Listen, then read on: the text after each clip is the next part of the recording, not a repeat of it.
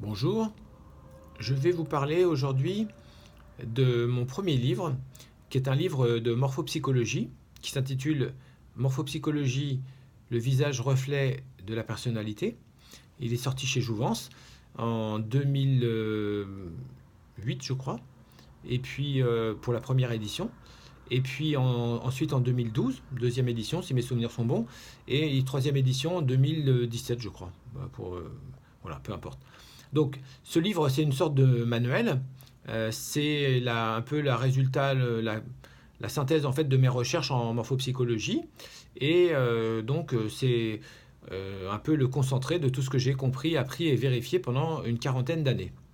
Puisque j'ai commencé en fait la morphopsychologie à l'âge de 14 ans et je n'ai quasiment jamais arrêté. Et c'est devenu ma spécialité, que ce soit au niveau des formations, des conférences et même des portraits morphopsychologiques. Alors, qu'est-ce qu'il y a dans ce livre? En fait, d'abord, ce livre, il est basé sur un modèle que j'ai pas complètement créé. En fait, je l'ai adapté de ce que j'avais reçu de mes professeurs, de ce que j'ai lu dans les livres, et je l'ai adapté parce que, évidemment, j'avais envie de le perfectionner. Donc, le modèle que j'utilise pour décrire une personnalité, c'est ce que j'appelle le modèle de la pyramide. Une pyramide à étages, en deux parties, avec 10 étages dans cette pyramide, 5 et 5, les 5 étages du bas qui constituent le socle, la base de la pyramide et de la personnalité. Et ça, évidemment, quand je fais un portrait, je fais systématiquement les 5 étages du bas parce que c'est pour moi incontournable et indispensable. Et ensuite, en fonction du visage de la personne qui est devant moi, je vais piocher, entre guillemets, plus ou moins dans tel ou tel étage du haut, qu'on pourrait qualifier de complémentaire ou de facultatif. Voilà. Alors, quels sont les 5 étages du bas pour commencer. Et puis après, je ferai les 5 étages du haut. Et après, j'expliquerai ce qu'il y a en plus de tout ça. Évidemment, ça, c'est le cœur du livre. La deuxième partie du livre, c'est toutes les questions qu'on me pose depuis à peu près 40-45 ans.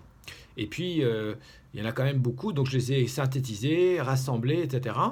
Et entre les deux, je crois que j'ai rajouté 4 portraits pour essayer de montrer comment on peut faire le portrait. Alors, commençons par le commencement, les 5 étages du bas. Premier étage, c'est ce qu'on appelle la dilatation ou la rétraction.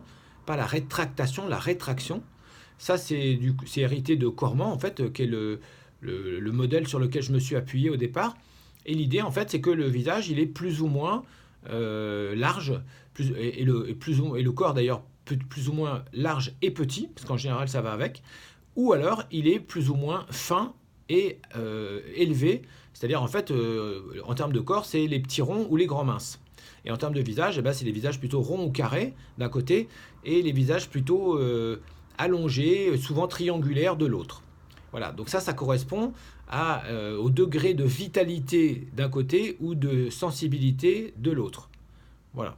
Le deuxième étage de la pyramide, c'est le rapport, là c'est par un effet de zoom entre guillemets, c'est le rapport entre ce qu'on appelle en morphopsychologie les deux visages, à savoir le cadre extérieur, le contour du visage, ça c'est le grand visage, et le petit visage qui est constitué par les récepteurs sensoriels, à savoir les yeux, le nez, la bouche. Donc ça dessine une sorte de deuxième visage à l'intérieur, et le rapport entre ces deux visages permet de déterminer si le visage est plus ou moins concentré, quand le petit visage est vraiment petit au milieu du visage, du grand visage, ou bien réagissant si ce petit visage, entre guillemets, prend toute la place et laisse peu de place en fait au contour extérieur. Donc ça permet de savoir en fait si la personne elle est plus ou moins concentrée entre guillemets émotionnellement, intellectuellement et autres, ou bien si elle est au contraire plutôt dans la communication, dans la dispersion, dans le fait d'être intéressée par l'extérieur. Le troisième étage de la pyramide, c'est le profil. C'est ce qu'on appelle en morphopsychologie rétracté latéral ou frontal. Bon, c'est un terme un peu difficile à avaler. C'est du Corman, je n'ai pas changé.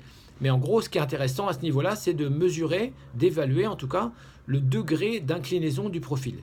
Plus le visage est incliné, plus les gens foncent. Plus le visage est redressé, vertical, plus les gens freinent et prennent leur temps. Je précise que dans tous ces critères, il n'y a pas de valeur, c'est ni bien ni mal. Et il y a autant d'avantages que d'inconvénients à chaque fois. Ce sont juste des manières d'être. En l'occurrence ici, une manière d'agir. Soit de foncer, soit de freiner. Voilà, autrement dit, c'est le sportif ou le coach, pour faire très court et très simple. Le quatrième étage de la pyramide concerne ce qu'on appelle la tonicité ou l'atonie. Donc ça, c'est plus difficile à expliquer sans dessin, et même avec un dessin, c'est difficile à expliquer. La tonicité, c'est la tension, la mobilisation en fait du tonus pour agir sur ou contre quelque chose ou quelqu'un. Et l'atonie, pour faire court et simple, c'est le relâchement, c'est la détente, c'est le bébé, le Bouddha, voilà, pour faire encore une fois très court. Et de l'autre côté, ça sera plutôt le guerrier ou quelqu'un d'un peu tonique, voire un peu dominant ou agressant. Encore une fois, je simplifie à l'extrême.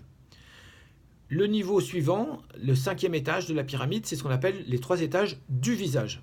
Donc là, en fait, c'est pas compliqué à comprendre. Déjà, il y a 3 parties dans le corps. Il y a les jambes, en fait, jusqu'à la ceinture, le torse et le visage.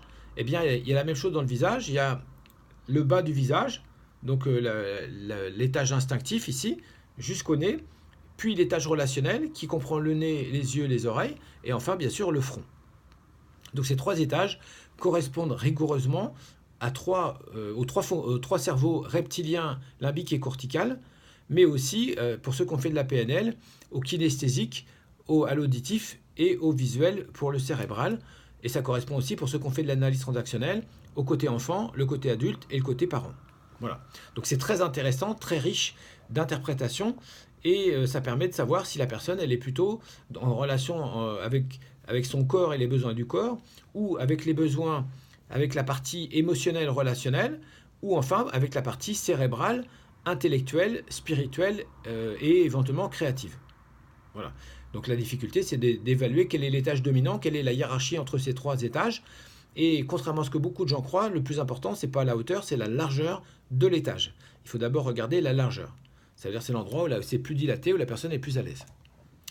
Voilà, ça c'est les 5 étages du haut. Alors les 5 étages du bas, pardon. Les 5 étages du haut comprennent quoi? Ils comprennent ce qu'on appelle le modelé. Ça c'est un peu difficile à expliquer sans dessin, et même avec un dessin. C'est la façon dont la peau est tendue autour du cadre. Autrement dit, il y a la forme du cadre. Par exemple, moi j'ai un visage qui est plutôt un visage en forme d'œuf inversé, mais la peau elle est relativement fine dessus. Elle est presque tirée sur le cadre.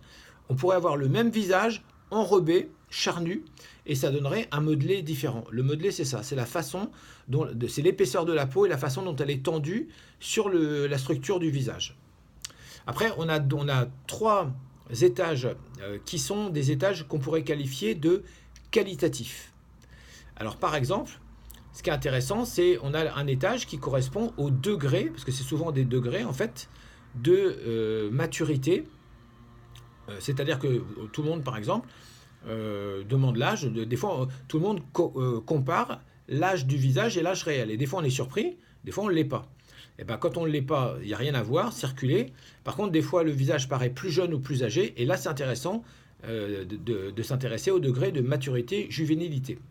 De la même façon, on a le degré de masculinité, féminité. On est forcément sexué, mais notre visage est plus ou moins, correspondant en fait à ça. Autrement dit, la plupart des hommes ont un visage masculin, bon ok. La plupart des femmes ont un visage féminin, très bien. Mais ce qui est intéressant, c'est les excès. C'est-à-dire quand un homme a un visage féminin, une femme a un visage masculin, ou une femme a un visage très féminin et un homme a un visage très masculin. Là, c'est significatif et ça veut dire quelque chose.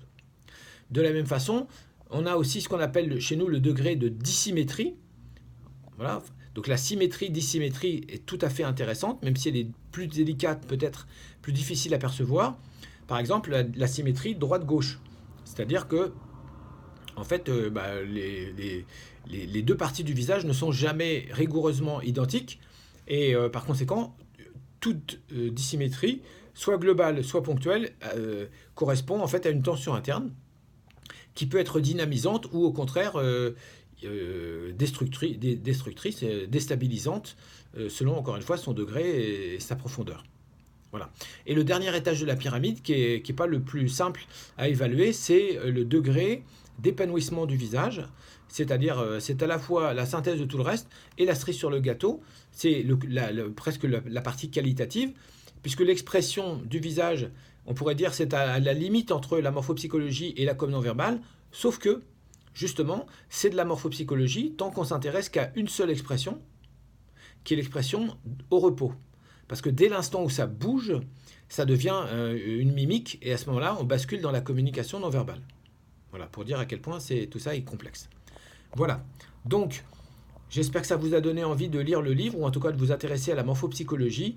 Si ça vous intéresse, eh ben, vous pouvez donc lire mon livre, Morphopsychologie, le visage miroir de la personnalité, chez Jouvence, édition 2017, la dernière, tout en couleur, avec des schémas évidemment et quelques subtilités et surtout tous les exemples remis au goût du jour par rapport à chaque étage.